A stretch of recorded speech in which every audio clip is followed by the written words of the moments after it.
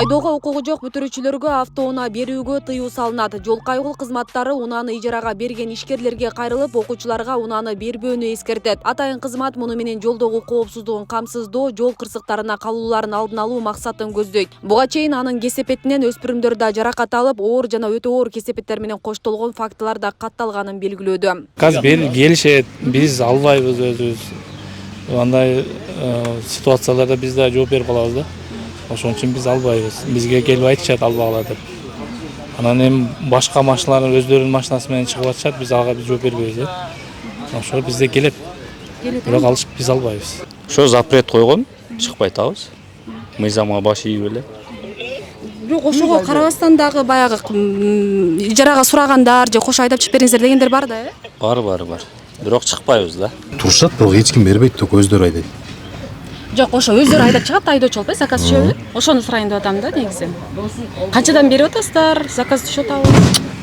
Окуучуларга чыгарылбайт тем более. Көрүп жаткан иш-чаранын баары ошо жаш өспүрүмдөрдүн жол кырсыгынын алдын алуу жана болтурбоо максатында өткөрүлүп жатат. Мындай ушундай фактылар былтыр да катталган. Аларга мыйзам чегинде протоколдор түзүлүп, ата-энелерине эскертүүлөр берилип, бүт ушу мыйзам чегинде болот. Ошон үчүн мындай иш-чара өткөзбөгөнгө аракет кылабыз, бүт каражаттарыбызды жумшайбыз. Ал күнү 24 саат бою биздин кызматкерлер иш алып барат. Ошондой эле 25 май акыркы коңгуроо майрамын билим берүү мекемелеринин сырткары жакта уюштурууга катуу тыюу салынат. Майрамдык оюн-зоокторду жаратылыш коюнунда уюштурууга, автоунаалардын коштоосунда жүрүүгө, түнкү клубтарда эс алууга мүмкүн эмес. Эгерде мындай учур аныкталса, уюштуруучуларга жана катышуучуларга карата тийиштүү чаралар колдонулат. Бул иш-чарада негизинен мектептин өзүндө өтөт, саат 9-да башталат. Ал эми мектептен сырткары учурларга, мисалы үчүн табигатка, жаратылышка же кафе ресторандарга барып эс алууга же ар кандай салтанатты өткөрүүгө бул катуу тыюу салынган. Бул талап мугалимдерге дагы, ата-энелерге дагы бирдей. Бул күнү укук коргоо кызматкерлери күчөтүлгөн тартипте иш алып барышып, бардык күчтөр жумушка тартылат. Ар бир мектептер көзөмөлдө болот. Эс алуучу жайларга баруучу жолдорго блокпосттор коюлуп, унаалар тыкыр текшерилет.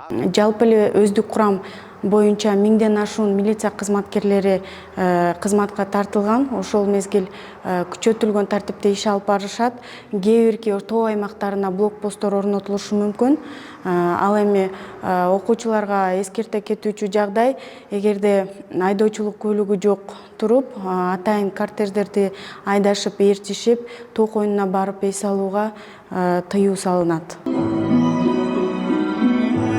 Бейле кетсек, быйыл 2023-2024 окуу жылында 11 классты 73.051 окуучу, 9 классты 128.000ден ашык окуучу бүтүрөт.